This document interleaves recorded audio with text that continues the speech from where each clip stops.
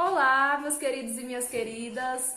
Espero que estejam bem. Estou com saudades, viu? Antes de qualquer coisa, eu gostaria de dizer que mais importante do que estudar história é que vocês estejam bem, então se cuidem dos seus familiares, tá? Nós estamos enviando semanalmente um material para vocês, mas não é para sobrecarregá-los de maneira alguma. Queremos ajudá-los e é por isso que eu estou gravando esse vídeo para reforçar um pouco do assunto que eu vi esta semana, que foi Revolução Russa. Por isso que deu um papoco aqui. A Revolução Russa, pessoal, ela aconteceu em 1917 e foi o primeiro movimento na história em que nós temos a tentativa de implantar um governo que fosse, na verdade, um sistema que fosse diferente do sistema capitalista, que seria o sistema comunista, inspirados nas ideias de Karl Marx. Mas antes da gente entrar na Revolução Russa propriamente dita, é importante a gente compreender os antecedentes, entender como que era a sociedade russa da época. E aí, quando a gente passa a estudar isso, nós vemos que a sociedade russa era uma sociedade que estava se industrializando há pouco tempo. A Rússia passa por um processo de industrialização tardiamente, se for comparado ao processo de industrialização da Europa. Apenas no final do século XIX ela começa a se industrializar, com bastante influência do capital estrangeiro. Era uma sociedade agrária, grande parte da população morava no campo, vivia na miséria, vivia em difíceis condições de trabalho.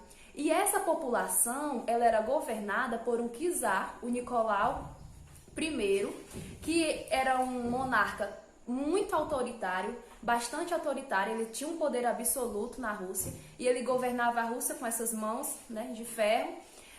Com poder, com a ajuda da Igreja Ortodoxa e também da elite latifundiária. Então, o que acontece?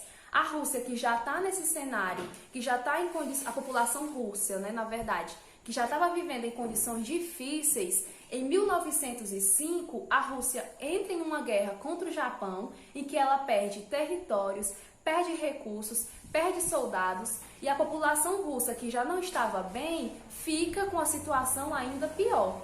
E é nesse contexto em que muitas pessoas saem às ruas, se manifestam pedindo paz, pedindo melhores condições de vida, melhores condições de trabalho. Só que elas marcham protestando, mas elas acabam recebendo, o governo acaba recebendo o movimento delas, o protesto, com muito autoritarismo. Tanto que o dia da manifestação principal, ele fica conhecido como Domingo Sangrento, por conta exatamente dessa repressão. Continuando. Essa situação ela vai ficar ainda pior em 1914, quando a Rússia entra na Primeira Guerra Mundial. A entrada da Rússia na guerra vai piorar a situação da população russa. Ela entra na guerra totalmente despreparada. Então vai faltar munição, faltam armas, faltam alimentação para os seus soldados. E aí nesse contexto de crise ainda pior, o que acontece? A população começa a ir para a rua, começa a se manifestar, começa a se organizar, saqueiam lojas, e é nesse contexto em que o czar, vendo que ele estava perdendo inclusive o apoio do exército, ele acaba abdicando e se instalando na Rússia um governo provisório.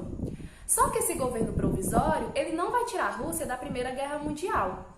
Então, o contexto de crise, ele continua acontecendo e continua se intensificando. Até que, em outubro deste mesmo ano, em outubro de 1917, nós vamos ter a chamada Revolução de Outubro, que é quando os bolcheviques, um grupo político que tinha a liderança do Lenin, um grupo de inspiração marxista, toma o poder e aí eles vão tirar a Rússia da Primeira Guerra Mundial.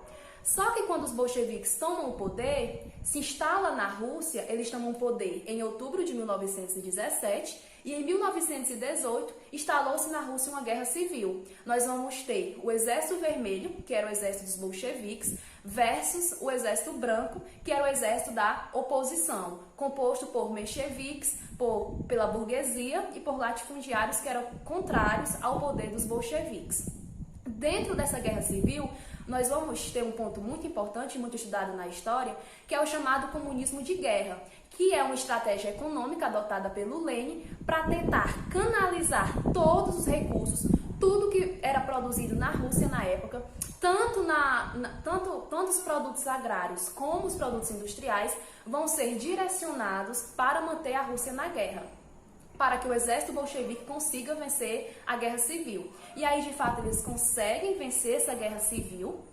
Em 1921, nós temos o fim da Guerra Civil, com a instalação do governo bolchevique. E aí, para tentar reverter os problemas econômicos que a Rússia estava atravessando, o Lenin cria a chamada NEP, que é a nova política econômica. E dentro dessa política econômica, nós vamos ter o quê? A mistura de práticas capitalistas, até uma frase muito famosa que o Lenin disse que era importante dar um passo para trás, para depois dar dois passos para a frente.